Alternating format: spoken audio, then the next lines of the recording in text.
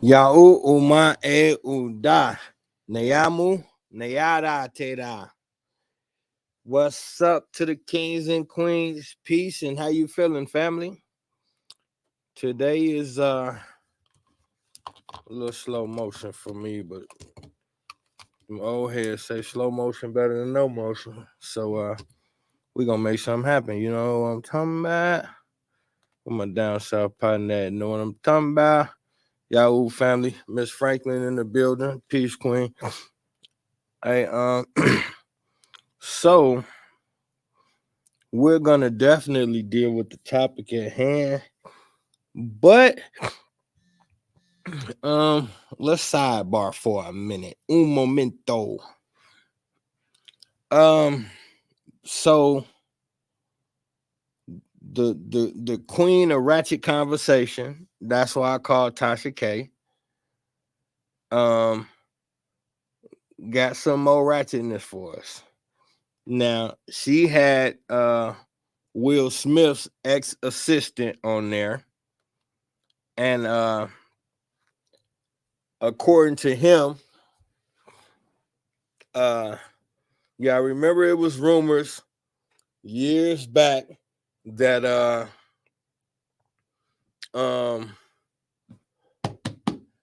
what's her name? From Martin. Gina from Martin? Gina from Martin. What's Gina's name? What's Gina's real name? Gina from Martin. Oh, I can't believe I'm having a brain freeze. But y'all remember Gina from Martin was married to Dwayne Martin. And it was rumors going around she left him because she was jealous of him and Will relationship. That's what was in the rumor mill. Then when Will and Jada had fell out real big, allegedly, he went on vacation with Dwayne Martin. Tisha Campbell, yeah. So Tisha Campbell was allegedly, this is all allegedly, mad because Will and Dwayne Martin would spend a little bit too much time together. And then allegedly, they had went on a vacation, which sparked some other talky talk. And so now Tasha K come out and with his ex-assistant, and the ex-assistant say he was looking for Will one day to film and he couldn't find him. And he said, Will is pretty prompt. That's unlike him. He can't find him nowhere. Now, he's also the manager for Dwayne Martin. So he decides to check Dwayne Martin trailer. Dwayne Martin, according to him, has Will bent over the chair. And not only is he giving it to him, I'm talking about he trying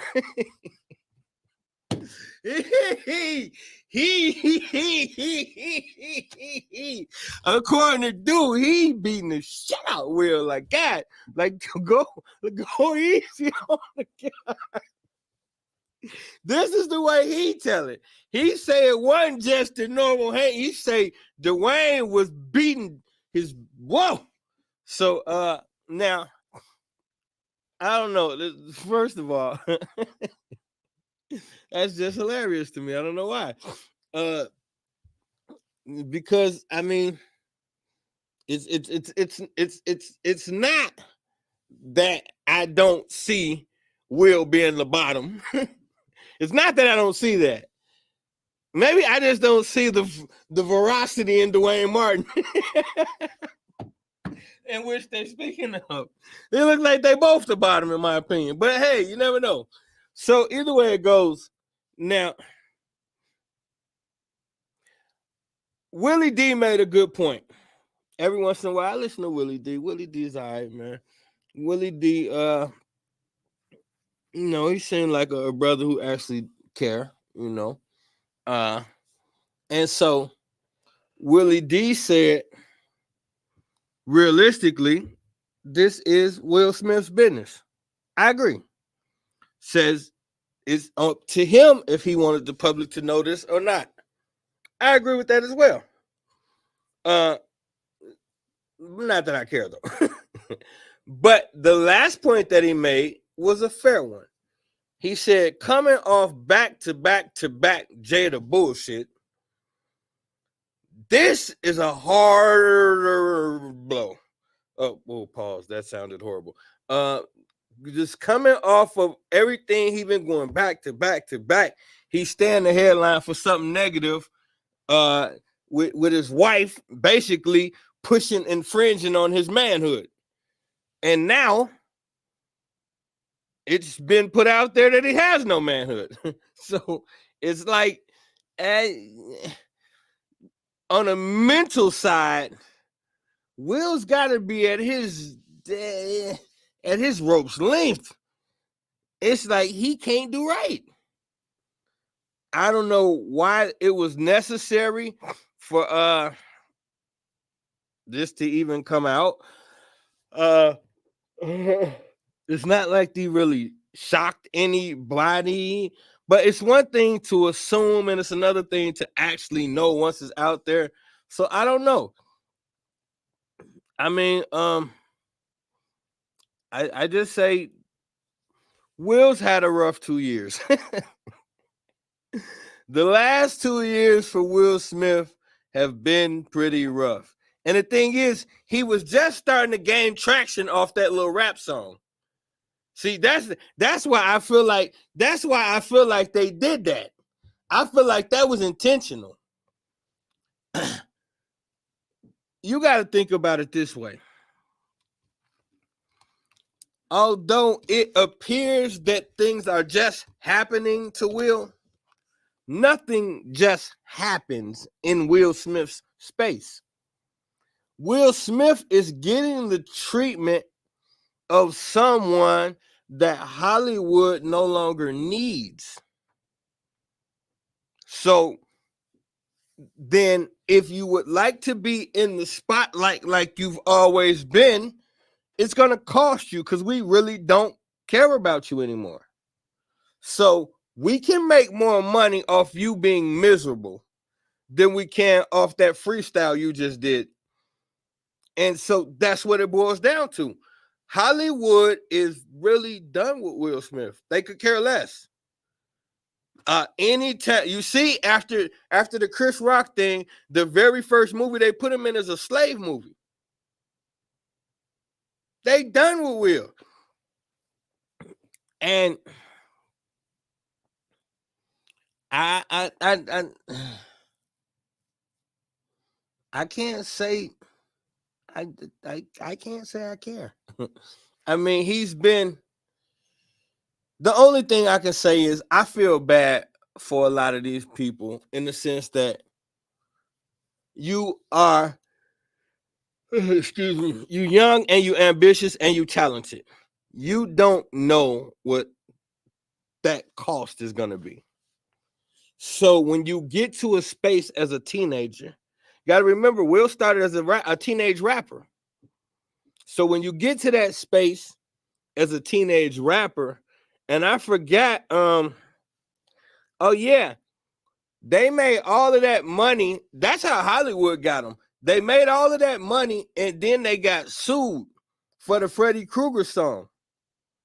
So all that money they made off that first joint, them people took it in a lawsuit.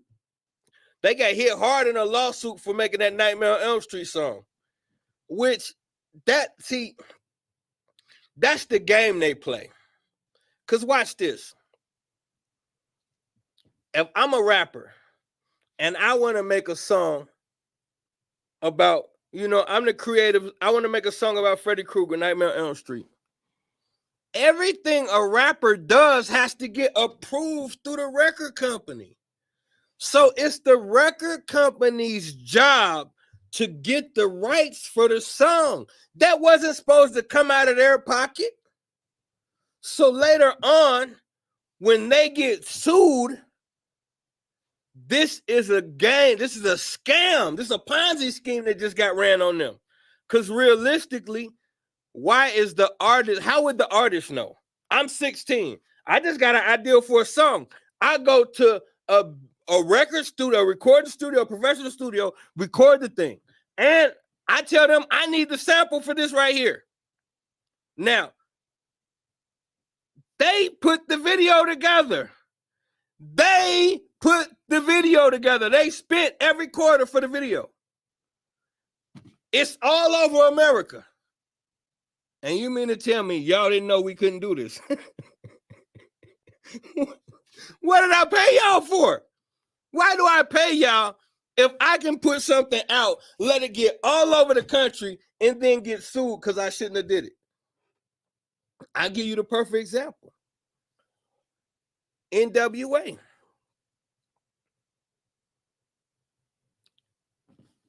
When we show up at arenas, y'all gonna arrest us and tell us we can't perform these songs.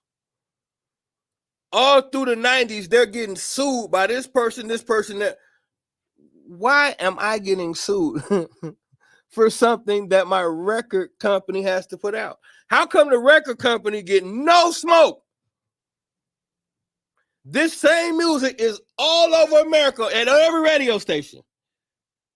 And you mad at the artist. They study playing it, but the artist can't perform it. So the white people can keep getting paid off of it because as an artist, you know the bulk of your money comes from performances. So you're going to tell me this record company can put my music out and it can play at every club across the country. But if I show up and perform it, I go to jail. It can go on every radio station. But if I show up and perform it, I go to jail. See, this is another bait and switch. So I say you can't really. That's just a space. Until we peep the game, they're going to keep getting us in that same area. You cannot blame the artist. The artist gets the least amount of money in this scenario. So how are you blaming the artist and holding the artist accountable and fining the artist for something that you're allowing everybody else to capitalize off of? Because it's a sham. It's a scam.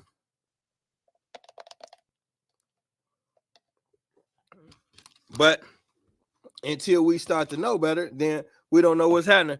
Broski, what's happening? Okay, so now we gonna I'm late, y'all, so my apologies. It was a lot going on today. But now what we're gonna do is I want y'all to see something. It's crazy how it just because I got a small platform. Ain't it crazy how I be on shit way before everybody else and we have to headline them? Because D1 coming out and saying something that I've been saying for the last, how long I've been on these rappers' heels, saying the exact same shit he said. So let's examine what we talking about is responsibility as an artist. So let's just see how we feel about that. I'm gonna play it right here. Okay, so you got a rapper named D1 from Louisiana. He's a Christian and he's a positive rapper. Now, although y'all know how I feel about Christianity, but the brother is positive and he's trying to do and say the right thing. Now, in an interview with Sway in the Morning, he gave his opinion on certain high-profile rappers that could do better by the community. And so I don't want to try to speak for him too much. I'll let y'all hear his point of view, and then we'll come back and deal with it. You could do better, brother. I love you too much. I love you too much to not be honest with you. Rick Ross, you could do better, brother. Meek Mill, you could do better, brother. I love you too much not to be honest with you. Are you the face of prison reform? Because are you the face of prison reform? Or are you sitting here on your new song with Ross talking about getting somebody murked and shot at the red light? Which one is it, bro? Which one is it, bro? Because I did a shoe giveaway in my city and gave out 1,300 pairs of your shoes because they said reform underneath them. And I love that you partnered with a major shoe company and you out here pushing prison reform. But now I got to sit here like, man, this man glorifying getting people killed as of a week ago. Like, what are you doing, bro? Lil Snoop really got killed. That broke your heart. You wear him around your neck. Why are you glorifying the same thing? When my best friend got killed, when Carl got killed, New Orleans know who I'm talking about. When Carl got killed, and I had to go to his funeral and read the eulogy and be part of the funeral, and I got back in my car, Sway, after the funeral, and I turned on my music, and I realized I'm listening to music that's glorifying the same stuff that just happened to my best friend. It gave me chills, and I needed that moment. That was my come to Jesus moment of like, D, you got to do something different, brother, because you have a taste for this poison, but you're attracted to the poison. And rap is great. The rap game, hip hop industry is great at cooking up some delicious poison. I don't call you out because I got a problem with you, man. Like, I wish we could go get lunch right now, me and any of them. I love you too much to not be honest with you. There you go. That's what it is, bro. Yeah. And so if anybody feel bad about being called out, it's like let's talk. Let's talk. Let's talk about it and let's just figure out what we can do better. But at the end of the day, guess what's not changing? The word of God ain't changing. Okay. There's death and life in the power of the tongue, Proverbs 18 and 21. That's not changing. And trying with this foolish argument that it's just entertainment. This ain't real. How many more people gotta die in the hood, man? How many people at the end of the day lives gotta get ruined and poisoned, and how many rappers gotta get killed for us to be like, come on, man, when it's hip hop, it's a whole culture, and it's implied that this is autobiographical and this is non-fiction tales that people are telling. How much does that have to happen? So don't hit me with that. People just don't want to confront the reality of this stuff. I hear some people saying, why would you publicly challenge certain artists that are glorifying murder and drug dealing and negativity in their music? The better question is, why would you not? If they have the audacity to publicly push these messages out there and reach the masses with them, then we should have the audacity to publicly oppose these messages. It don't go like, oh, you could put all that harmful stuff out there and reach whoever you want loudly and proudly, but we got to hit you up one-on-one on the cool. Like, if we got an issue with it, we got to say something behind the scenes and quietly, because we don't want to offend you. If we trying to do God's work, it don't work like that. See, for the first time, a line is being drawn, and that line is making people uncomfortable because you having to decide what side you on. Are you on the side that's okay with them messages and okay with the impact of those negative messages? Or are you on the side that's like, nah, we ain't rocking with that? You heard me? And a lot of people never had to decide which side of the line they was on, and it's making people uncomfortable right now. But that's not finna make me quiet. That's not finna make us quiet, because when you're doing God's work, it ain't something to be quiet about. It's something to be proud of. Meek Mill, you could do better. Jim Jones, you could do better. Rick Raw, you could do better. I gotta see you do better. Wait. Little man, whoever you is, until you feed the kids where you from for 20 years straight. Don't question Rose. Wait. Until you buy 10,000 bikes, 10,000 trikes. Give all the young girls who pregnant Pampers for Christmas for 20 years straight. Don't question boss. You heard me, little man? Get that basket off your head so you could think clear, little man. You going viral for speaking on niggas' names, not because of your talent, not because of your gift. Go viral, player, off of your wisdom that you sharing. You speaking on that, yeah, Meek Mill, you just, boy, you know how many niggas died this summer? They released self-destruction. It's niggas dying right now. It's gonna be niggas don't make it to see in the morning. Get that basket off your head, boy, and come together with real niggas around the world. So when your grandma need a kidney, nigga, since you want to go viral, I'm going to show you how to go viral, little man. But go viral feeding them kids in your hood. Go viral giving them bikes away. Go viral Christmas time. Now, don't be saying, Jim Jones just gave away goddamn 6 figures worth of clothes in his hood. And you a nigga who talking. Looking vegan, knowing you eat more goddamn Piggly Wiggly bacon than any other nigga out here. Shut up. Yeah, Mr. Rasta, man. Mr. Vegan, man. Make sure you go viral. Thanksgiving when you stuff the stuffing upon the turkey bomber clot asshole. Make sure it dangle from the net. Start with the old lady, then bless the old lady all the way down to the youth, them. You understand, Rasta, man? And little man, I know real Rastas, which you are far from, you heard me? Rick Ross! First of all, I love you, brother, and I want you to know that because you sounded a little upset in your video reply to me. But I love you too much to not be honest with you. And right now, you're deflecting. I was talking about your lyrical content, and you talking about turkeys. I'm talking about you as a hip-hop OG still glorifying murder and drug dealing in your music. And you talking about turkeys? Bro, more people are streaming your music than eating your turkeys. You can believe that, brother. Oh, then you can make fun of my accent and my hair, brother. That's lightweight, you hear me? What am I doing to help my community? Well, my whole adult life, I've been a middle school teacher. Now I'm a full-time hip-hop artist. Just dropped my 10th album. It's called Uno. You should check it out, actually. I've helped to give out hundreds of thousands of dollars in college scholarships for students around this country. Done financial literacy tours year after year, brother. Shoe drives, toy drives, voter registration rallies, prison ministry. I'm currently a professor at Tufts University teaching the intersection of hip-hop and social change, and I'm a fellow at Harvard University. Ultimately, I'm just trying my best to do God's work in this industry, bro. Then you say, won't I go viral with my own content? Brother, you're a little late to the party. I've been successful for a while, man, and not having to glorify the things that's harmful to our community. Could you do that? I'm curious. Bro, I work with some of the same artists as you. The Game, Lupe, Big Crit, Juvenile, Manny Fresh, Currency, Kevin Gates, Sway, Charlamagne. These people know me, man. So as black men, let's do our best to do God's work and not glorify what's holding us down, man.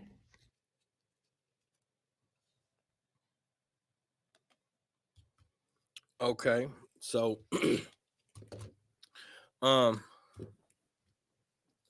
first and foremost, I thought we're gonna do this one by one. I thought Rick Ross' response was tacky.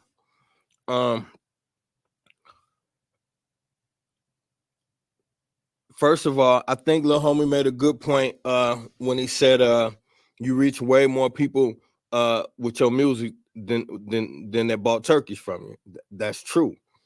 And like, I mean, if we want to even go deeper, I mean, y'all know me, we not even supposed to be celebrating no fake ass Thanksgiving no way. So you, in my opinion, you ain't doing nothing but aiding and assisting the monster. And now on the flip side, as a Panther, I've given the turkeys away consecutive, consistent years.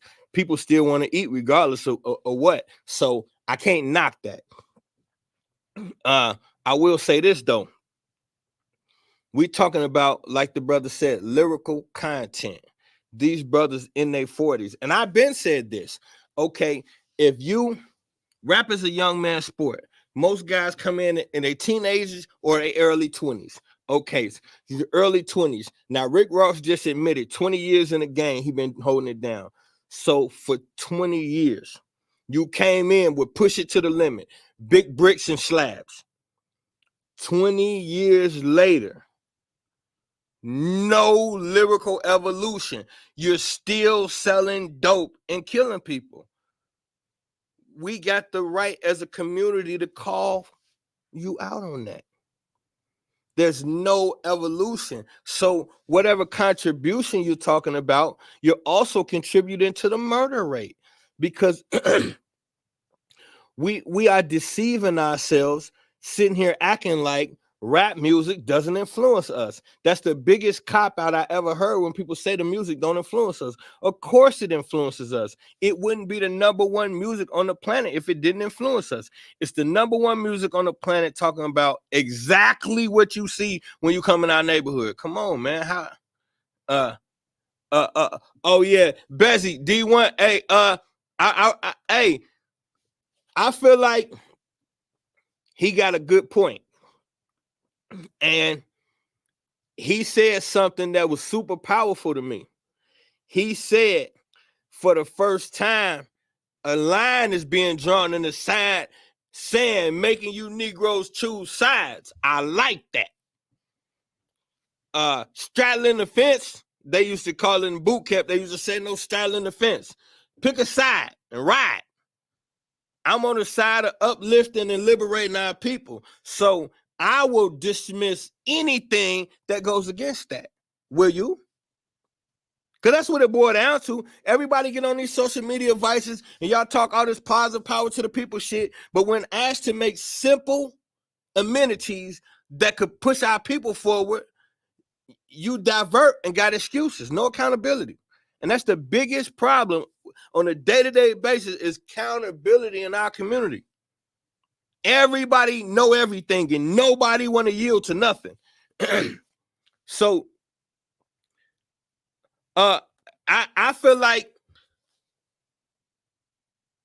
I'm glad a line is being drawn in the sand. I'm glad somebody was able to do it. Because check this out. Y'all keep giving credit to this fucking J. Cole and Kendrick calling them positive rappers. I think, oh shit. My fault, y'all. My fault on the book. I think both of them is fucking sham artists. More so Kendrick than J. Cole. But at the same time, J. Cole going on tour with Drake. Mr. Boretz and Beats and see, I don't believe in that. You gotta play it how you gonna play it. If you're gonna clean up the game, clean up the game. You and Kendrick why the fuck y'all ain't touring together with some positive up and coming rappers? Why you on tour with Drake? I just think that's a scam. And with this brother making this statements like this, it's going to stop people from being able to tread the fence to tread the line like that in the future.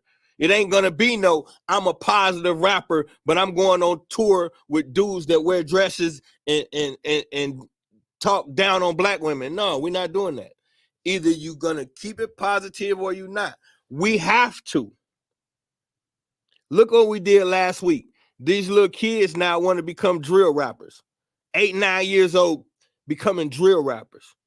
This culture is too influential, and look what it's turning into. And we steady pretending like it's not. The reason why is because we don't want to come up out our comfort zone. We know if we admit D1 right, the very moment we admit D1 right, we got to start to move a little bit different. We can't admit D1 right and don't change nothing. Come on now. That makes you a hypocrite. Then you got to live with that. Once you commit and say D1 got a point, now you got to start questioning the content you listening to. See, that's the problem right there. We don't want that space of accountability. We want to still be able to weasel our way out and turn up and go party on the weekends and all that shit. At one point, you know what? That's another thing too. I said I was finna start doing it.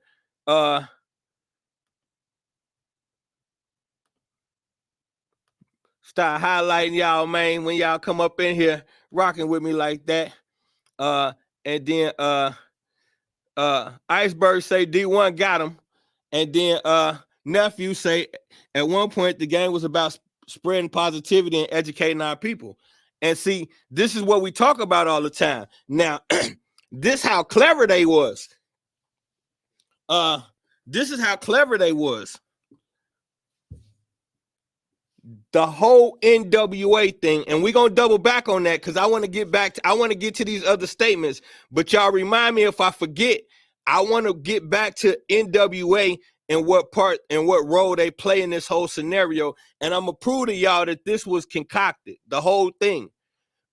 But now the D1, he said something to Jim Jones, Rick Ross, and Meek Mills. I'm not sure. I think Meek Mills responded in a tweet. But let's see. Watch Jim Jones though. Y'all tell me what y'all think about Jim Jones. Hold on. Wait, my fault, y'all. Really do a lot for the people. Mm-hmm. He talked about lyrics. I don't care about none of that. Okay. In real life, I do a lot for the people. Miss me with the rhetoric about what I do in my music. I get money off my music. Don't tell me how to make my dollars. You gotta watch whose names you mentioning out here. Mm-hmm. You heard? Yeah. Because my little cousin might not like how you mention my name. You heard? And then he might want to slap a dread out your head just because he don't understand that you using my name for fame and he don't understand that. Yeah. There's a certain way to go about certain things when you using certain people's name. When you do certain things, it's a reaction for every action. What's the best way? It's out now. It ain't no best way to have a conversation. He got to see me when he see me now. Okay. You heard? If he reached out, He had the chance. He could have reached out. That avenue of talking to me is out. That's out. You heard? I had the same conversation with Farrakhan. How did that go? He summoned me Uh-huh. for saying his name. Oh, okay. heard? Yeah. You did? Yeah. If you know now what you're talking about, young man, let me school you to what you're doing. Well, yeah, it is music. So in a bit of music, you do get Yeah. you do get what you get, you heard? But we still in the entertainment business. But miss me with the bullshit, you heard? When you see me, keep your hand down, you heard? Where you from, New Orleans? New Don't Orleans. play with me like that. People from New Orleans already called me, you heard? You preacher, get out of here. I'm told too. What was that, King? He told? Yeah, he told. So we ain't gonna get into got that. the message. I just No, want to heat no, him no, up. Will you okay. snap on him? I'm like, yeah, of course. Basket No. head. Look like you sell incense We all got day. other things we could go. But listen, I'll say this. He look like he sell chew sticks on 2/5 by the 4 train. Come on, let's not do that. Come on, Jim. It's cool No, for but him, listen, like, what I'm saying is, I'm glad you addressed Bro, it. he's not. Yeah, Bro, yeah. let's not even talk about him. I Okay. don't even know him. I Let's don't know move where he's on. at. I don't But- really care about him. He's a figment of my imagination. Well, let I've me seen say this. people reprimanded for less. I promise you. Yeah, that. Niggas will wrinkle your shirt for way less than that. Yeah. You heard? I will say he's been putting in work for years. Yeah. And Where at? he's been all over the country. He didn't work for, obviously not working for him because he's using other people's name. If he was doing something from his heart, he shouldn't use nobody else's name if you've been outside doing that work. That's it. I don't want to go back and forth. I just want y'all to know he's done work. He does work in a different area. All right, keep doing work. You heard? Okay. Leave me out of that. You heard? I promise you, leave me out of that. I'm scared for anybody that bothers me. I don't want no problem. I don't want no drama. I don't want you to mention my name because I don't want no drama. I don't want to get an attitude because you mentioned my name for no reason. I don't even want to get into that. Okay. Y'all know I start glitching and shit like that. You heard? You got me very upset about this, bro. Let me know what you do besides preaching to the people, bro. You heard? When you want to do something positive and do something for the people instead of talking, holla at me, bro. So yo, I didn't realize because I just made a video response to Jim Jones responding to D1. I didn't realize, bro, it was kind of like low key. He was like, yo, I don't know if my cousin, Okay. I'm gonna be honest. I only kept it on that long for y'all benefit. That shit was super corny to me. Everything about that was corny, just corny. Like, first of all, knock it off with the tough guy shit. When you just the one that could have got the whole mob knocked off because you talk too much over the telephone, talking gang activity over the telephone and got everybody. Come on, man. You a fucking cop, man. Then you got the, come on, man. I don't like that. So, like, this man is talking about lyrical content. Now you talking about your cousin gonna slap him because of, come on, man. Like, you weird. And he right. You're a grown-ass man with gray hairs and you're still promoting the same trash you was promoting when you came in the gang. You're supposed to be a gang member, whatever. This brother is talking about being accountable for your content. Now, if you could say, I ain't no role model, I don't give a fuck, I would respect that more. But here's what you said.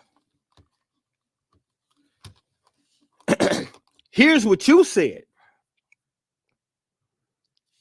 I see you, Prairie. Hold on 1 second, God. You could have kept it gangster and said you don't care. I'm not a role model, I'm a gang member. So what? You could have said that. And that would have got more respect. But what you said is it this entertainment? That's how I make my money. Don't tell me how to make my money. Now, one could look at that as if I don't give a fuck how I affect the community as long as I'm getting paid. Don't worry about it. One could look at it as if I just say what I got to say to get my money. Doesn't matter about the reality of it. And if this is what you're saying, then I agree with D1. Your old ass is detrimental to the community and you should be abolished. Fuck your life. If that's what you're saying. Now, to my brother, P said he impacted how they get money, so that's why they mad. I mean, that's true. That's true. But you said, but in reality, they wouldn't be mad if he didn't have an influence. That's true too. But now let's just look at let's look at it from this space. He's affecting their money. But should they even still be getting money in this fashion? If you'd have had a 20-year run speaking on the murder and misery of our community, and you got rich, you got mansions, you got expensive cars, exotic women, you got acres. Ross house is so big, it's ridiculous. You got acres. You got wild horses and shit. And you still don't care about the people. See, that's the issue. So at what point does somebody say enough is enough? You milked our people for 2 decades. And it ain't no part of you that want to uplift nothing? That's okay. Let's see what the bezel say. That's because they corner radio stations, and once they consolidate them, they start playing the same thing and get rid of diversity in our music. See, the radio stations is a part of the package deal. That comes with the contract. The radio stations is automatically on lock. And that's what I said before. The radio stations push this shit constantly in the club, down south connecting the building. What's up, King? The radio stations push this shit everywhere. The clubs push it. Everybody pushing it, drilling it. Where is the balance? And then this shit play in the club all night long. Then after the club, 10 people die. Then we wake up tomorrow talking about RIP so-and-so, pour out a little liquor, and y'all crazy. Why we always got to fight everywhere we go? Man, when we going to learn how to act? Like, this shit is repetitive. You cannot listen to murder music all night long while drinking and doing drugs and think nobody gonna die. This makes us, the definition of insanity is doing the same thing, expecting different results. We still waiting for the time where people gonna go to a place, fill themselves with drugs and liquor, listen to murder all night, and don't come out and murder. Yeah, good luck with that shit. This when you go to white people party, what is their music about? Getting fucked up. And what to happen? By 12:30, you gotta carry that son bitch off the bar stool and anywhere he needs to go. And he want another drink. That's all this is. It's about fucking and getting fucked up. That's it. And that's exactly what the fuck they do all night. You gonna, if it's getting drilled into you, it's just think about when you put your favorite song on and you hear the beat. You could be chilling. Your favorite song come on, you take a hit, and the next thing you know, you bobbing. You in. That's the design, man. Please, we gotta stop playing with ourselves. I don't agree with the content for the kids and the way it's delivered without a conscience. I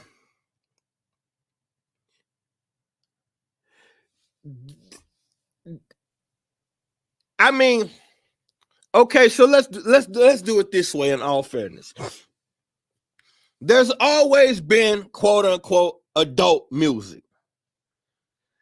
That's what I consider my brother P into. P make adult music. You know, it might get a little raunchy. We might party, pop a couple bottles, but nobody's gonna die. So I could take that. That's why I support this brother. I could take that.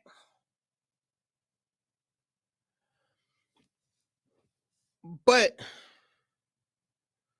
just think about when you was young. What did we want to be like? We wanted to be gangsters. We wanted to be like the mobsters and the rappers. Let's just stop kidding ourselves. Most of us didn't have no father figure to look up to.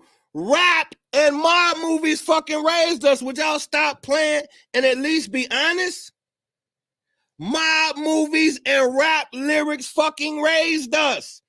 We didn't have our daddy in the house and our mama was at work. It just is what it is. So now, once you, like, I tell you who I can respect. I respect Willie D. As a ghetto boy, they bust some heads. Like the Ghetto Boys was rough. But here's one thing you could always say about the Ghetto Boys. They was always anti-government, and it was always revolutionary lessons in their music. Scarface was primarily the one gonna tell you about selling drugs. The rest of them, it was ghetto conscious, I would call it. Now, it was rough. Fine. Now, the second half of Willie D career, he does a podcast. And before the podcast, he was putting out like anti-government, anti-coon songs. He went viral for the coon song where he was calling out the black elites and putting them on blast. So he, post Ghetto Boys, has made steps in the right direction to say, okay, this second half, I'm going to try to ride for my people. Because they always was super pro-black. So now I'm not speaking on his behalf as a huge fan, because I'm not a huge fan, or it's not yay or nay. I rock with him. It's cool. But the point I'm trying to make is this is what I foresee D1 is speaking about. You did what you had to do the first half of your career. It is what it is. But on the second half, you can't find it within yourself. You can't find it in yourself for the second half of your career to think about the babies. Think about the oppression that the queens go through. Think about the current state of the black man mentally, and start doing things to help in that aspect. Yeah, if you listen to the words, it's a conscious to it. Who you talking about, P? So I think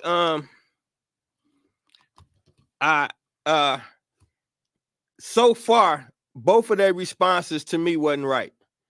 And I ain't saying you had to agree with D1, but I think it could have been approached different. Let's see what this one is. Hold on, I had a third one, but I ain't sure which one this is.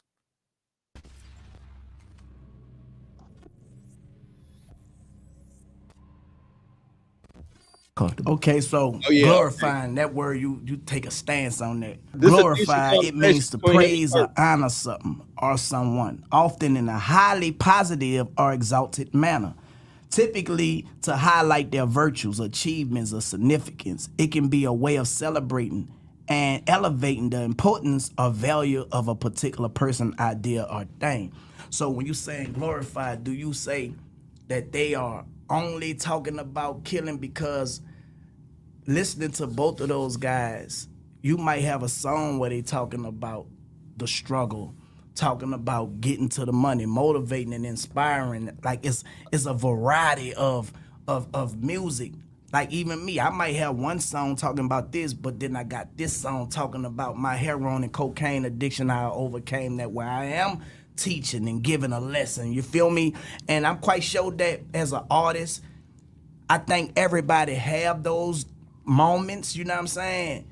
Have you listened to any other lyrics from them that you could say, this is what we need more of, instead of saying, this is what I don't want to hear because this is glorifying to the kids and you sending the wrong message? Absolutely. Both of those brothers, first of all, I'm a hip hop fan. So both of those brothers have multiple songs in their musical catalog that it's like, oh, you putting people up on some real positive game right here. Like, this is dope. These were the singles that they chose, or that they record labels chose, that's gonna come out ahead of the album. When you put a single out, you know this from putting singles out.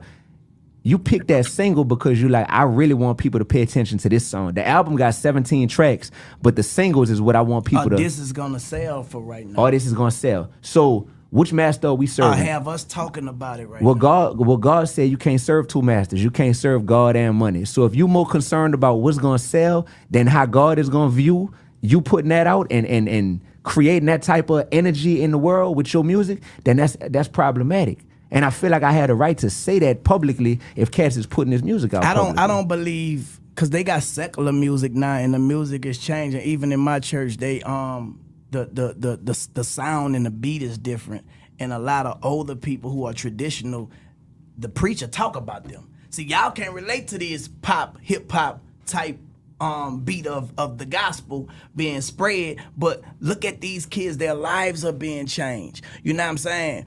Sometimes, bro, I just think, we have to like put more energy towards the positive things. And I think, like giving away those turkeys, that a lot of like hungry people out there, just as well as you giving out those shoes. Like, why we don't come together and highlight that as brothers? You feel me? We always got to tear each other down and focus on the small thing, because that's just a small piece that we could come to the table and do what we doing right now and have a communicated, situation where we can either agree to disagree, or, you know what I'm saying, we could beef. You feel me? And I don't think it's none definitely of us not want beef. no beef. It's you definitely feel me? not But beef. even when we going back and forth, to bring it back to the kids, glorifying that the way on social media, even though you could be saying, I came in love, some people might take that as you being sarcastic, sarcasm, you know what I'm saying? And, oh yeah, he trolling, he this, he that. It send mixed messages when we even go back and forth on social media versus us doing it privately, you feel me? But what happened when you reached out to Rose?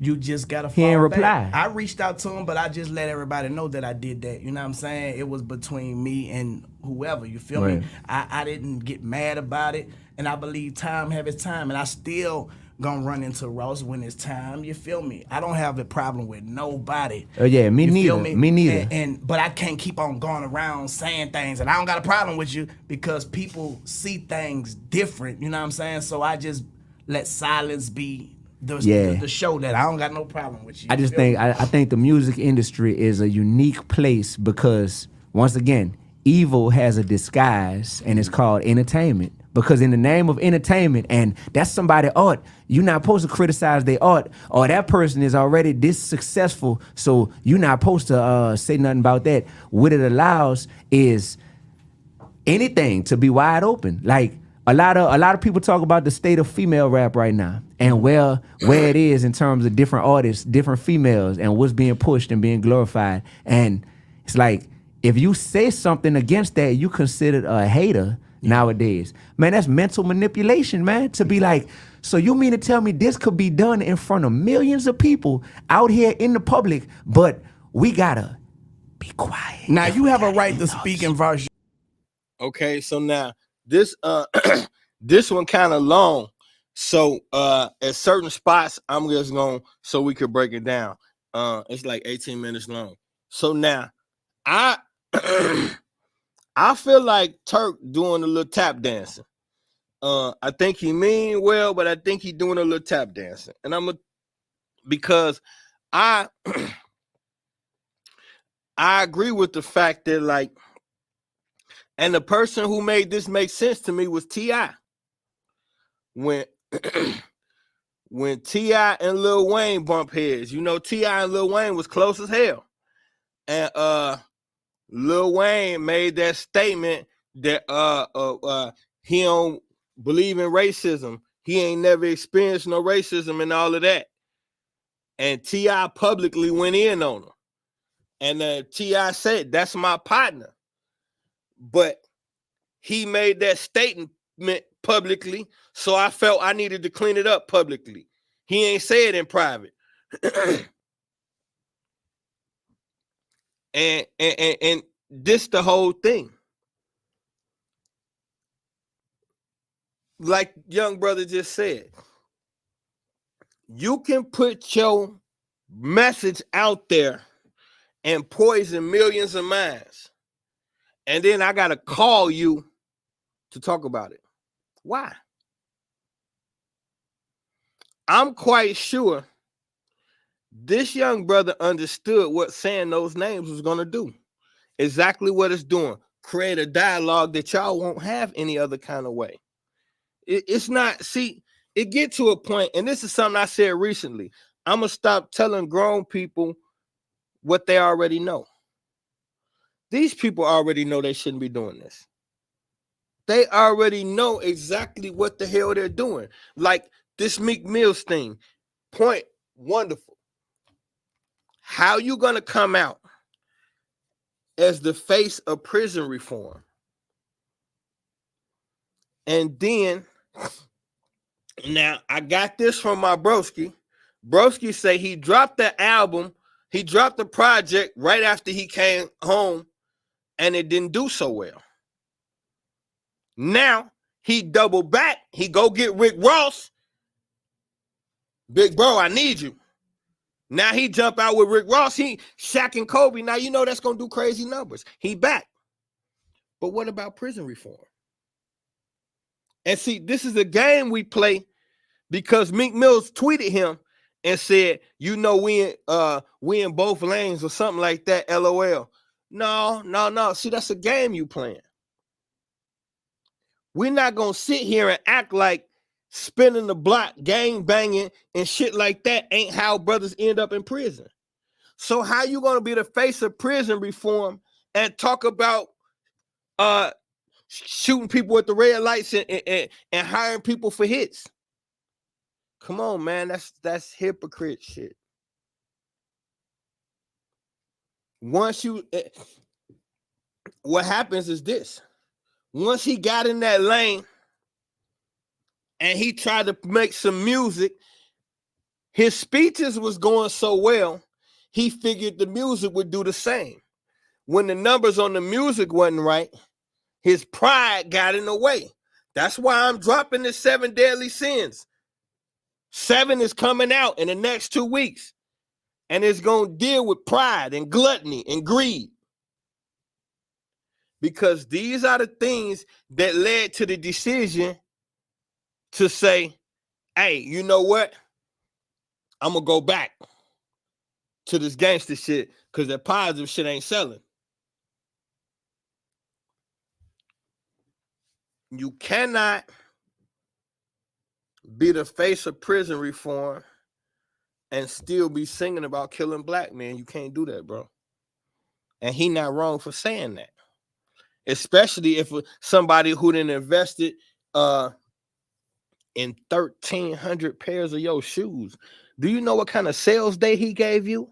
That's somebody who believed in your vision. He bought 1,300 pairs of your shoes because they said reform on them. And a year later, you spinning the block. I don't blame him for saying something. I would have felt hurt too because I invested in you and your vision as a black man. I invested in you and I invested in young black youth because I thought that's what you was doing. And now, a year later, you talking about drums and all this shit, and I feel like a fool.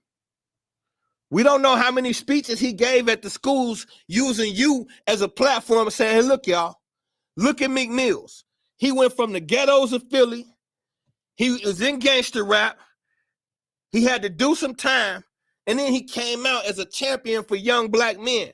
And now he's got his own sneaker out with a major corporation. He probably used you in them lecture rooms that he talking about all over the country, talking to youth. He probably was big up in you. And now how he looked coming to the classroom the next day, and his student asked him, hey, teacher, you heard the new Meek Mill? Now, I don't know if any of this happened, but I'm just saying it could have. The problem is we never want to put ourselves in the next person's shoes and try to see what they're going through. It's always about what you're going through, about how you feel. How was this man affected by believing in you and big up in you to his students? And then you make him look like a jackass. Not only him, I just gave you your props. Now, I know my platform, but I just did a whole show on your ass and gave you mad props for this prison reform shit. And I don't really even like you. So when you put yourself in a certain space, you put yourself in a space to be judged. And if you on the up and up, that should be okay. I think this brother had the right to move how he moved. And for everybody saying that he handled it the wrong way, I think he did exactly what he's supposed to do. He handled it the way he could get a dialogue. So nobody can hide in corners. Nobody can use PR people and use their power. Nobody can go to radio stations and paint their own narrative. Let's put it out here. So I'm going to let the world see how y'all handle this pressure. And y'all not going to do it positive like everybody think. Y'all not going to handle real pressure in a positive manner. Look at them. They became children, immature children. Nobody said, you know what, little brother, I feel where you coming from. And you know, maybe we sit down and have a conversation. I can tell you some of the things I do behind the scenes. You know, I wish you hadn't went about it that way, but just to let you know, we doing a lot positive over here. You know what I'm saying? And, you know, it was a better way to do it. All of this, Rick Ross want to crack jokes, and Jim Jones want to make threats. Hit dog holler.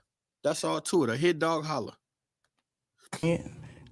But you know, opinion is the cheapest commodity in the world. That's why everybody got an opinion. You feel me? Just like they have an opinion to say is right, you have an opinion to say is wrong. You feel me? And that's why we gonna continue to have arguments at, you know what I'm saying, who's wrong, who right. You know what I'm talking about? How do we come to an agreement to say, you know what, we gonna both live here and we gonna figure it out some type of way, because it's not getting no better when we are both having differences and we're focusing on that. You know what I'm talking about? Right. Like what'll be your way of getting the message across? Is it only saying it the way D said, or saying it everybody's way and we meet in the middle? Seeing it everybody's way would require communication from the other party. And I don't mind that communication being public. Like, why do we need to have a one-on-one when the stuff that's being put into question is being promoted publicly? So the music is being promoted publicly. The persona is being promoted publicly. Mm-hmm. With that being said, let's keep these conversations public. Like, that's perfectly fine. Exactly. That's perfectly fine. But not everybody wants that, because sometimes people feel like the more that this conversation stays public, the more that I'm gonna sound ridiculous. Well, you know, after listening to both of you gentlemen snap, I had to come in with my 2 cents. Please. And both of you all are speaking from a free man perspective. As free men, it's easy to tell folks what needs to happen and how to live, because you're living off the grid as free men doing what you feel. I wasn't always a free man, fellas. Exactly. Okay, when I worked at the radio station, I was an employee of the radio station. We had these things called liners that we have to read. On one of the liners, it was get your jab. I'm not pro-jab, but that's what the liner was saying. Long story short, I became a free man because I didn't agree with the liner. You didn't tap dance. You said I wouldn't tap dance. So I say that to say, Now, somebody talking to me and looking at me from the outside looking in, they'll be like, hey, man, why don't you just read the damn liner and go and get the damn jab, okay? But you have to lay on the sword for that. Every man's not built to be a free man. Exactly. You know, once you lay on that sword, you a free man.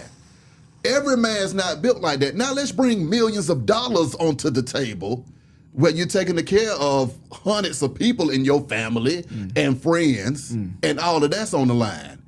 Do you go in there and say, okay, I'm a free man, I'm gonna do right, and my whole family gonna be up the damn creek? I think at some point we all compromise and improvise, you know what I'm saying? Just to live. You know I have sat back and let time fix situations because some things are just bigger than me. You know what I'm saying? I'm not gonna corrupt my character trying to save you because I have to save my own soul. And I think sometimes we get in a point where we want to save you and you don't want to save yourself. You know, we have to sometimes mind the business that pays us, bro. You know what I'm saying? And your soul is more important than my wife's soul, my kids' soul. If they want to go to hell, I say what I say and I got to leave it alone because, you know, God can only make it grow. You know what I'm talking about? I could just give it to you as if the Spirit gave it to me. And I did my part, and I feel good about that. You know what I'm saying? I think, you know, sometimes we got to draw the line right there. When do we say enough is enough? My hands, I'm washing them with that situation. You know what I'm saying? Right, right. Well, when is your enough is enough? Yeah. When is my enough With this is enough? particular situation. Oh, with this particular situation, I mean, I'm done with it. This is no longer about the people. This is about the principles right now. So I do think that it's a moment to be able to educate the masses, because now the masses are paying attention to like, what's this all about? Like what's going on? This caught my attention. You know, now what's this all about? And when they see, oh, this man D1 got a track record of 15 years of doing this same community work, from being a middle school teacher to now being a college professor to being a full-time hip-hop artist who done toured this country countless times, millions and millions of streams, just put his 10th album out called Uno, debuted number 4 in the world on the Apple Music, iTunes charts, 100% independent, and glorifying God and glorifying a message of be real, be righteous, be relevant in everything he do. When people see that, I feel like that holds a lot of weight, because now there's people who are like, whoa, it's possible. I didn't think it was possible, because we come from the trenches, and people that look like us, we think that it's only one route you could take to make it in the entertainment game and to be successful. And now that they're seeing this a man that's logical, this a man that is fact-based, that's biblically based, and that could spit. This would be different, Turk, if I couldn't rap too. So do you want the glorification of the fans like Rick Ross and Meek Mills have for your talent and your skill, and you feel like you're not getting that, and that's the reason why you're doing it? No, this is... See, I told y'all, Turk is on some undercover sucker shit, and I see it. I see it. I see that his sucker button is just glowing, waiting. He just tried to sneak and say, oh, since you ain't really, your message ain't really spreading like you want, so you taking shots. He tried to say the same shit that Jim Jones and them saying. The man that told y'all repeatedly he been popping for years. Bezel just told you he worth 18 tickets. So, like, this is somebody who not hurting for fame and not hurting for money, and believe in what he's saying. So now, after to be this far into a conversation with him, and for Turk to try to slide that in there, that's sucker shit. And he's scared of somebody in these dynamics, probably everybody. But the thing is this right here. Now, there was a point made that I think needs to be taken a careful look at. And now this is tough for me, so that's why I'm bringing it out with y'all. So now let's just say any artist, it could be any artist that is making their way in the rap game, doing very well. And it get to a point where you ask to compromise or else. People look at how much money I stand to lose and how many people I'm taking care of. Now, that's one space that we don't know of. We always say so-and-so got enough money to do this, that, and the third, and I'm guilty of saying that too. But we don't know how many people so-and-so is taken care of and responsible for. So if they make this adjustment that we suggested and then take a hit, that's some people is the only person in the family that ever had money. So some people was taking care of half of their damn family. And so this next gangster record riding on mama house and shit. So if I don't go out there and spit that gangster shit, so now I say in that space, that's tricky. That's a tricky space for anybody to navigate. However, I think he chose carefully the names that he said. We talking about guys who got 10 plus years, 15. Everybody we talking about been in the game 15 years or better. So now that's different. That's different. Because if y'all ain't got mom and them house paid for and all that other shit, then I'm gonna say take off them 13 damn necklaces and handle your business. Yeah, nephew said Turk trying to make a comeback. Yeah, he is. That dude, he do sound like he on some sucker shit. He trying to get somebody to notice him. So he just said, you remember Turk when he gonna call somebody afterwards, like, man, yeah, you see, I was standing up for you. I don't like the way Turk going with this. But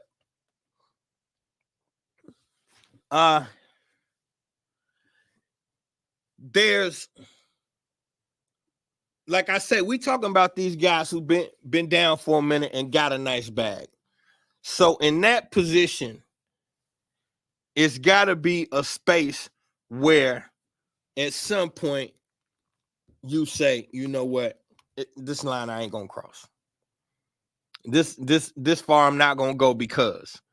And it just seemed like these guys don't got that because, like, they're not doing the shit they're rapping about. They're just not on the level they're rapping about it. You couldn't. Excuse me. The feds will be all over you. You'd be dead. You'd be gone. It's not happening. So these are basically, it's been known for eons that the hustler needs hustling music. So what has happened is they've taken the guys who know the streets well, but wasn't really in them, the guys that's close to it, and you make those guys stars, and then they get to tell you all about what's going on. The guys who really be heavy in it, a lot of time, them guys don't make it. And, you know, I personally, we just seen Meek Mill bunny hopping for white boys.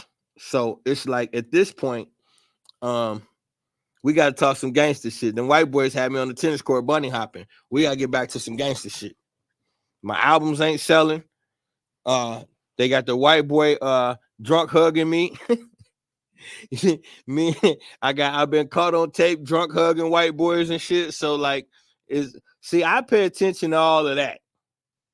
I pay attention to all of that part. Yeah, he not in the circle no more. Let's finish looking at Turk Lotto or whatever. educate fans so that the fans don't feel like we have to follow one type of leadership in this culture. And the leadership that we got to follow is certain rap stars, no names mentioned, certain rap stars who continue to glorify a lot of the things that are wrong with this world and glorify their material possessions, how much money they got, worldly wealth, all of this type of stuff. People who might have money in the bank, but morally they bankrupt. And I just want fans to see that we don't have to feel like, well, these are our heroes. Exactly. Well, I hear what you're saying with that as well, but then my question would be, when it comes to these artists, they got budgets behind them, okay? Outkast, greatest selling album of all time. It's probably good to say that they had a big-ass budget behind that album, pushing Speaker Box and The Love Below to make it one of the greatest selling albums of all time, not to mention that they were some of the most talented niggas ever born. Exactly. But with that being said, when you look at the music, when you hear what you hear on the radio, the labels throw promotion dollars at the radio station. Exactly. When it's time to push that single, D1, I heard your album. But guess what? I like the one about you dating a little better than the one about God. So I'm going to pull, that's going to be your single, and that's what I'm putting my money behind. Now, I know you want to talk about God on 9 out of 10 of them songs, but that one song that it seemed like you was in love a little bit right now, I'm going to put 500,000 behind that, and I'm going to put you in everybody's house. So the question is, do we get mad at the artists, or do we get mad at the money behind them? Because see, the whole thing is when we start speaking, we got to go to the power. You see what I'm saying? And that's when laying on a sword and becoming a free man gets realer and realer and realer. You see what I'm saying? So when I'm on a radio station and I'm seeing the jab and I'm thinking, okay, I don't want to speak out against this because this is not going to be good for me financially. Exactly. It's not going to be good for me socially. Okay, it's not going to be good for me at all. But I do know I'm going to take a stance against it, and I'm going to educate folks, and I'm going to just have to go ahead and lay on the sword for myself for this situation that it is. Exactly. So I do, now don't get it messed up, I totally agree with you when you say, you know, artists need to control the narrative a lot better of the music that they putting out. But then I say this to the young folks that's coming up. We all grew up in the 90s. One of my favorite groups of all time was Bone Thugs and Harmony. Yeah. And one of my favorite songs was Mo Murder. Okay? That was one of my favorite damn songs. Yeah. Now, did that make me go out there and murder everybody? Exactly. Right. Or did I just... Okay. Now, that's a fair question. And see, this is what's dangerous about surface level conversations, because we kind of got to go deep right here. You bringing up Bone Thugs and Harmony being one of your favorite groups. Also, one of the number one selling groups of all time, if not the highest selling group of all time. Now, here's the issue. Why was Bone Thugs and Harmony having Ouija boards and singing about more murder? What was that all about? When you look at the album cover and you see their number one selling album was East 1999, well, you know, 3 9s, that's a 666 upside down. Then you look at the album cover, it's the skull and crossbones on there. It's all kind of Masonic symbolism. I just did some recently on them, so that's why I remember the cover so well. So now, when they're chanting more murder, Ouija, are you with me, more murder, more? Now, if you listen to them, they tell you we was just doing it. But come on, man, this came from somewhere. Now, I can't find, you know, they be sweeping the internet. I can't find this interview nowhere, but I promise y'all, Busy Bone, when he was in his moment, he was talking left and right.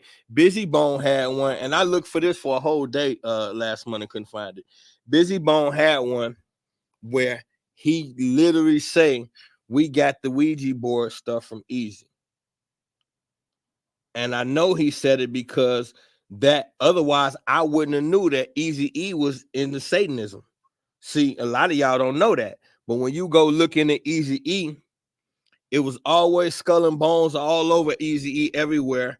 And he was with the skateboard. He used to ride them skateboards. His skateboards used to have satanic shit all on the bottom of them. Eazy-E was always throwing up the devil horns. Eazy-E was in the Satanism and the Ouija board. That's who taught it to Bone Thugs and Harmony. Now, mysteriously, just coincidentally, the Mo Murder guys, the Ouija board guys, become the #1 selling group of all time. The Mo Murder guys. Come on, man. We got to stop acting like this stuff is not put together a certain kind of way. And I'm gonna be honest with you. I'm finna really get out here, and if Bezzy's still in the building, I might piss him off. I'm finna step out here on the limb and say something else. I think this whole thing is concocted. I think D-Ray was sent. Now, let's rewind to something I just said to y'all. The last hip-hop thing I did to y'all, I told y'all they're about to kill gangster rap. They're about to do it. So, D1, I seen several pictures of him. This is his symbol. He throw this up all the time. All the time. He throw this. Look. Now we know, if you know, you know, this is 666. And I don't believe he don't know that. He throw this up a lot, and he hang out with Steph Curry. So I don't know that for a fact, and I'm not hard stamping it. But I'm going to keep looking, and y'all know if it's there, I'll see it. I feel like they sent him to clean house a little bit. This is big money. Now, he say he's independent, and he could be. I'm just giving my thoughts and opinions. I think there's an undertone to this one. Because he couldn't have been conscious. He had to be coming with the Jesus thing. And I just feel like in this day and age, to have intelligence on his level and have never looked into Christianity, I think that's a little peculiar. You got the roster dreads and you got that whole I'm deep thing going on. You've been in the industry. Now let's not forget, by his own admission, he's been in the industry for at least about a decade. So he ain't no new guy. So I'm just gonna sit back and see which way everything fly. But however, I think what he's saying is right, and I think Turk is a sucker. The other thing about the other guy at the radio station, now he's saying the radio station putting their money behind what they got faith in the most. And so we need to address the people putting out the music. We can't do that if the artists pretend nothing's wrong. See, if the artist would come out and say, you know, we would love to make different music, but as y'all can see, it's only one type of music getting funneled out. So we try to lead with that and have the other stuff on our projects. Now, if an artist would come out and man up and say that, then the outside world could move accordingly. But if you're going to keep saying ain't nothing wrong with what I'm doing, then we can't deal with the record company. We got to deal with you. Because you still think it's right to be 40-some years old, retired corrections officer, talking about bricks you never had and all of this shit. You think that's cool to completely emulate a lifestyle you're not living, and that's the part y'all don't understand and what makes this so evil. You got to think about these guys. Let's take all three of these artists and put them in their prime.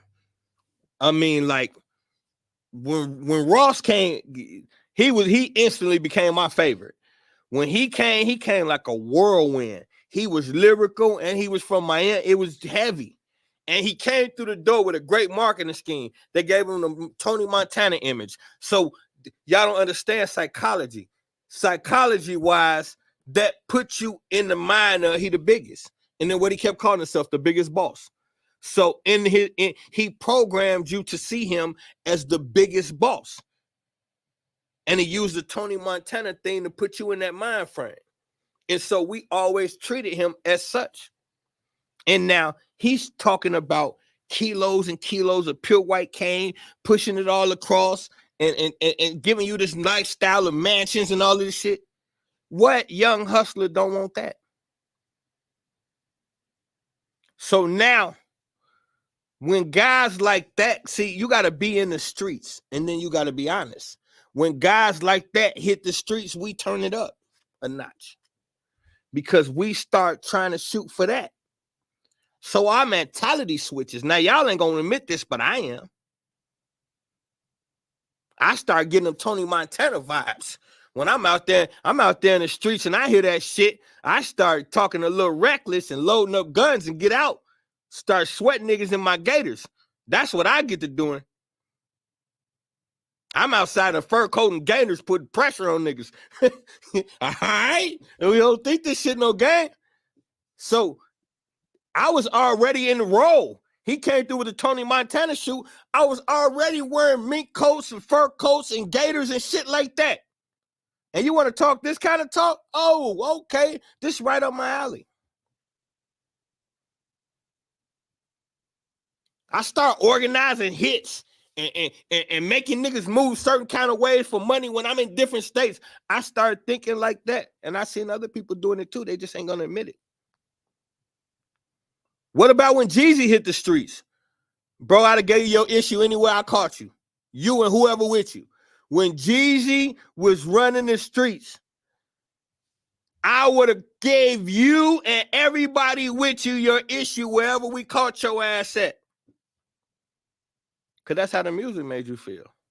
When you talking about jumping on, see, before Jeezy, y'all ain't gonna admit it. I will. Before Jeezy, everybody ain't had them big guns. We was in the handguns. 9mm was the thing. Now, I ain't gonna say didn't nobody have them, but I'm saying the most popular street weapon was the 9mm. Everybody had one. Jeezy came and started talking about squares and choppers. We didn't have squares and choppers. We had 63s and 9mm. Y'all ain't gonna tell it, but I am. We had a 9-piece and double Glocks. That's what we had. We ain't had no choppers. They existed. Certain people had them. If it got hectic, we could probably get to it. But now, we ride around with them, jump out on you in broad day and hit you with the switch. Huh? You do what? Ride up on them in broad day and hit them with the switch and ride off in the Lambo? Jeezy had that in his lyrics. Didn't we see Pooh Shiesty do that? Hey, broski, you know I'm not lying. You was with me. That's when we was doing us. They was in trouble if you fucked off with that Jeezy plan. Man, stop it. Me and broski hunt your ass down anywhere anywhere in the mad, your ass is in trouble, boy. Please. So you can't tell me the music don't influence, bro. Get your motherfucking issue. And then Pooh Shiesty did the same shit Jeezy rapped about. He jumped out in a Lambo in broad day and hit him with the switch. But the music don't influence nobody. Come on, man. We do that shit. We can't wait to do it after we hear some slick shit in a record. We can't fucking wait to try it. Are you kidding me? Y'all gotta stop lying, man. Music don't influence you. Bullshit. It influenced the fuck out of me. And if the wrong song come on, you won't get to see your mommy. How about that? How about that for influence? You fuck off with this Scorpio and the wrong song coming on. That Jeezy Lose My Mind. You let that come on. Boy, I'm gonna be so cool when I come get you. It's ridiculous. It was certain T.I. songs that drive me crazy. It's certain songs, bro. When they come on, you will get detonated. And everybody got that song. I don't even see why y'all play it like this. So now,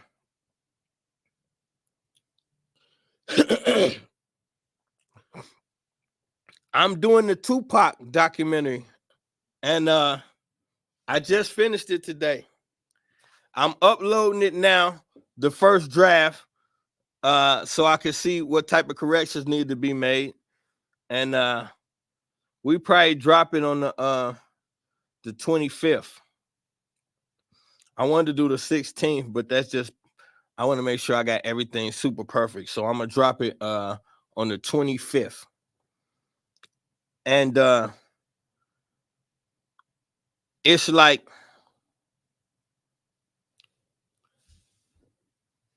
Pac. A lot of people don't know this, but Pac became a blood when he joined Death Row.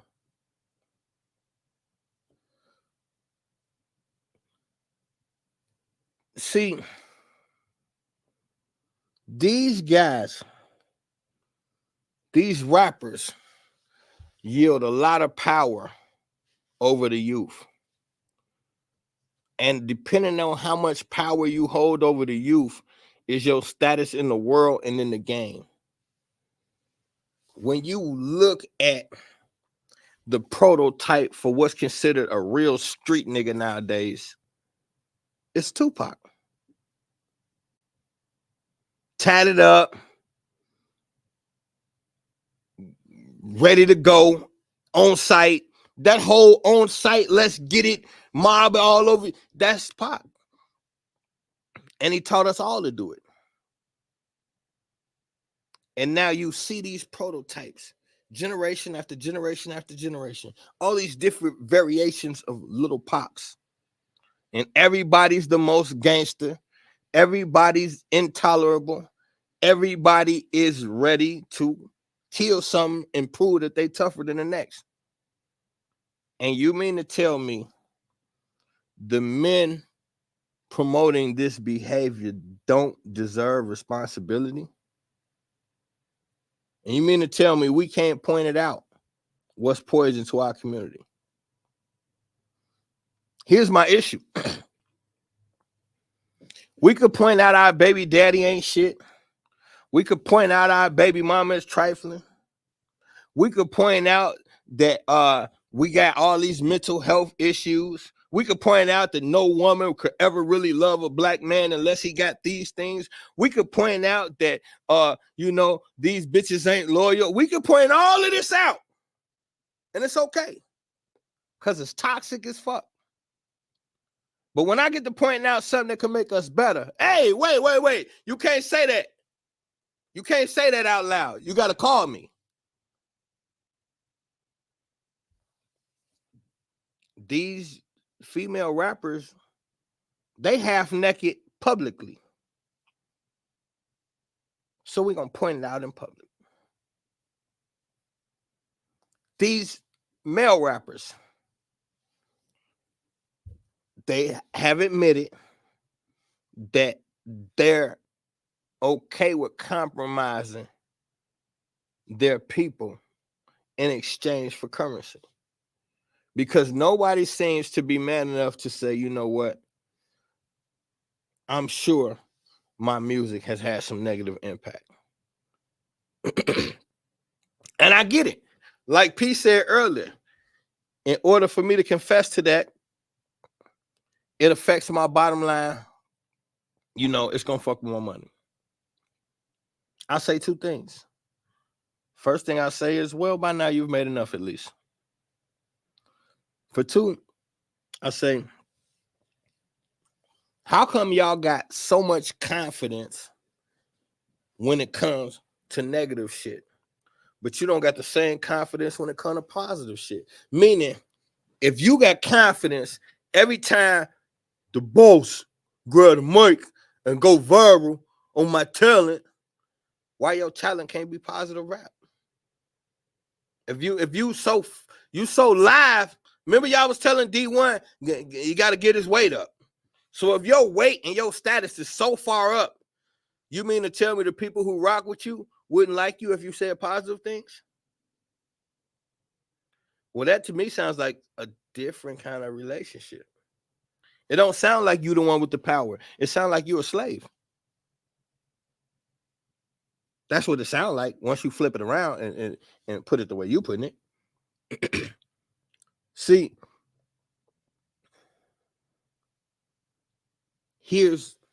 I'm living proof. I've been popping most of my adult life. And before I was an adult, I got to a point in my life where I realized life is more rotten than I ever thought. And a lot of shit that I once thought was right is wrong. I told y'all before, I got witnesses. I've been to the doorsteps of the industry. I had meetings in different spots over the country. I done had my videos and my movies and shit in all of these different places. I done rubbed elbows with important people. And I got to a space where I realized I'm not going to fit around these people. Because I'm not going to stop thinking how I think. And people like me are not allowed to think like this. So I had to make a decision. My entire life, all I ever wanted to be was a rapper. Nothing else. Everybody can tell you this. And I had to look at that and say, if I continue to pursue this, I'm going to end up somewhere I don't want to be, if not dead. And so then I had to take something that I've dreamed about mine ever since third grade and say, I can't do that. And so now I've never had any acres of land. I don't have my own horses. I don't have a mansion where I can throw mansion parties. I don't have any of these exotic foreign vehicles. None of the shit that they have. And there's times that I say it would be nice to have a few of those things. But if it means that millions of black men are going to either die or go to prison off of the ideologies that I push, then I can't sleep with that.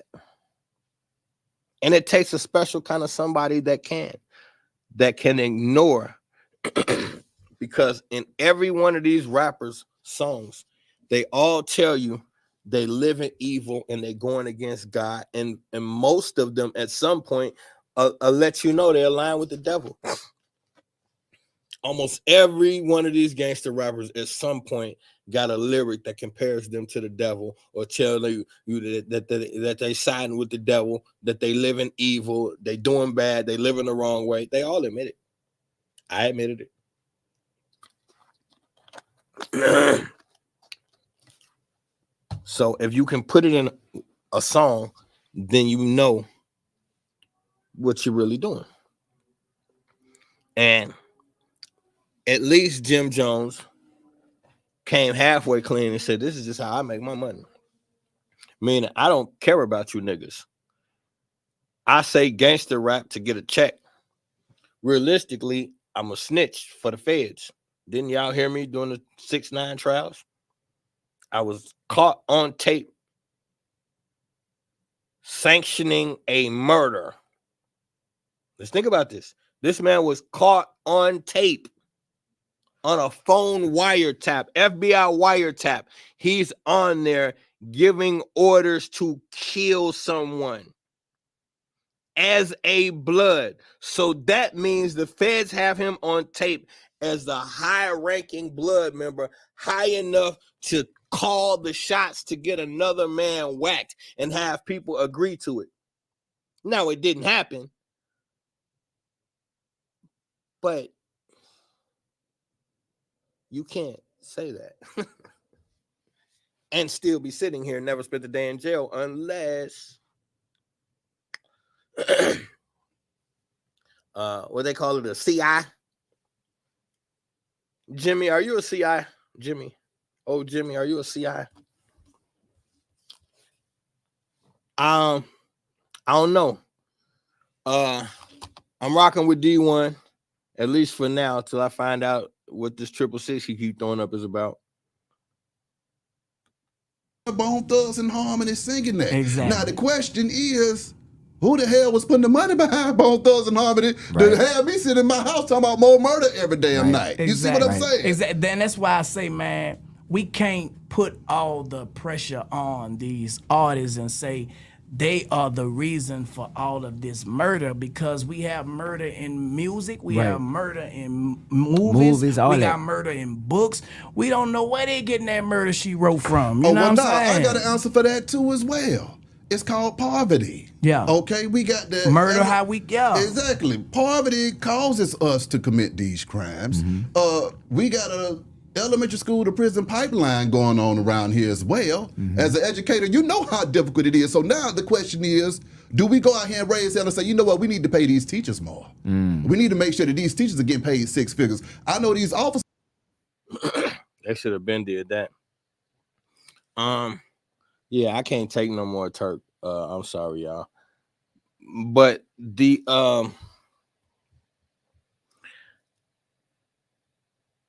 like he said, to see who's behind the music and deal with them, that's fine.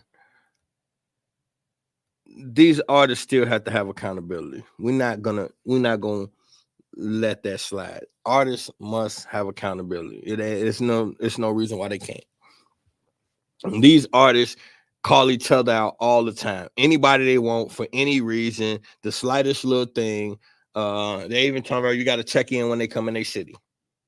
But we can't tell y'all, I got to check in when I come in your city. Okay, well, can you at least make some music for the fucking children? I check in every time I come to your city if we can start having some children events. See, that's what I'm saying. Like, where's the balance at? Everybody want to have something to say to the positive guy. All while negativity get to run rampant and we pretend we don't see it because of fear and because that's where they give all the power to the negative guy. I ain't with that shit. And I said we was gonna bring the NWA shit back, and it just quickly, like, we had that positive surge in music coming, and they used NWA to combat that. So what killed Public Enemy and was NWA. They literally brought NWA out to combat what Public Enemy was doing. And so overnight, we went from calling each other kings and queens. And you remember back then we had those leather hats that was like crowns, and we was rocking those. And we had X-Clan, we had Poor Righteous Teachers, we had all of that. And then they brought NWA out and they went gold. Rappers wasn't going gold. So that was the first time that the rappers seen like, oh, we can actually make some money here. But look what we got to rap about. So that was the bait. And then now they reeled us in how? With what I was talking about earlier. When they start, that was calculated. When they start banning NWA. Because what happens is, see, we had a lot more camaraderie back then than we do now. We understood that even whether we agree or not, we stick together.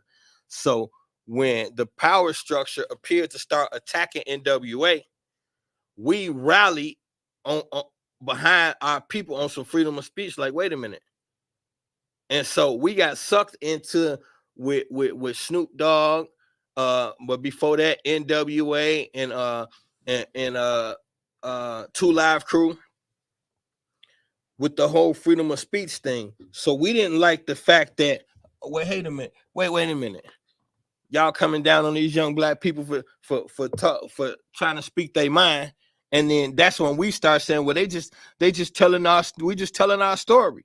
And so we bit that apple. And now you got black people who initially boycotted NWA, those same people turn around and say, hey, you can't do that to us. So now they had us hooked in because now we're fighting to keep the poison. They reversed it on us real quick. First, we was fighting to get rid of it, and in the same breath, we end up fighting to keep it, not even knowing. So once we won all the cases, it was like we had to celebrate. How? With more of the music. This was a sham through the door. Because like I said, how you going to sue the artist and have the artist in and out of court for music that the record label laid? So the record label wasn't getting sued. The artists were. So the artists in out of court paying for lawyers, losing tons of money for something that the record company is putting out. Artists don't put out music. The only thing they do is record it inside a paid-for studio. And then the music has to get approved. Because we don't want putting the money behind you, just some niggas from Compton. We don't want to put the money behind y'all. As long as we keep being afraid to stand up for what's right because we don't want to get singled out, or we don't want to be the eyeball, or we're not sure if we're ready, or whatever it is, these games that we play, our children are dying and becoming more and more corrupt. Our women are losing the value and being the counterpart to a man. Our women are losing the value in seeing the point in compromising with a man. And on the flip side, men have no value in the women in general anymore. So the nucleus of what keeps the civilization together is the man and the woman, and the man and the woman right now can't stand each other. And both sides are pushing music that's anti-family. Now, how are we going to keep saying what's wrong with the kids? And we got an opportunity to stand up and help the kids fight to get their family back, and we're not. We need black families back and going strong in America. Right now, we don't give a fuck about the family setting. None of all these movies is pushing drugs, gangs, and bad bitches and bad niggas and broken homes, and that's all we watching. So it's normal to just have a baby mama and only see the kids sometimes.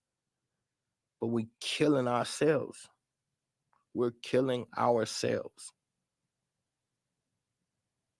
It's like they hand us the gun and we just turn around and blow our brains out. We're killing ourselves.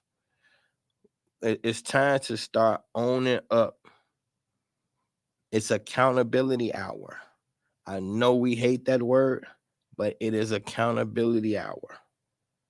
We got to look around,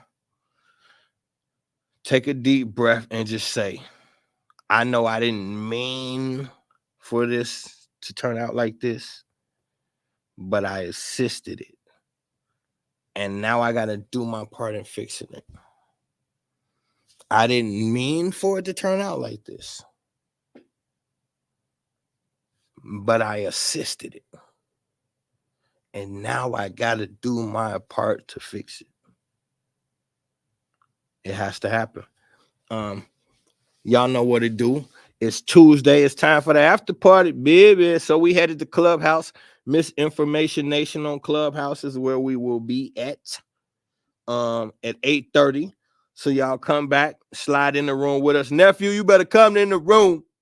Slide in the room with us and let's kick that convo, man. It's Tuesday night.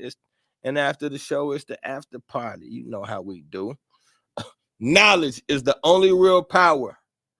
Information is the only real currency. But the balance of both is the route to divinity. I love y'all. I'm gone.